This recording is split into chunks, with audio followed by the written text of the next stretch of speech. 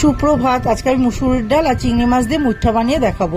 মুসুর ডালটাকে ভিজিয়ে রেখেছি, এবার ওটাকে বেটে নেবো। চিংড়ি মাছটাও বেটে নেবো, নিয়ে ওর মধ্যে পেঁয়াজ কুচি দেবো আর আদা রসুন কাঁচা লঙ্কা বেটে নেবো।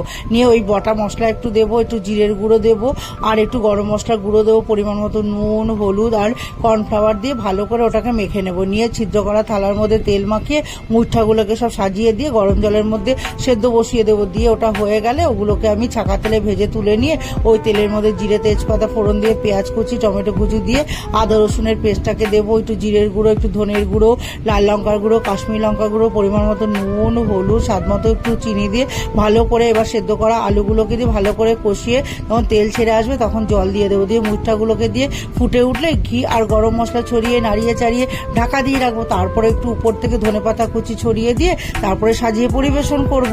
তাহলেই তৈরি হয়ে যাবে আমার মুসুরির ডাল আর চিংড়ি মাছের মুঠা।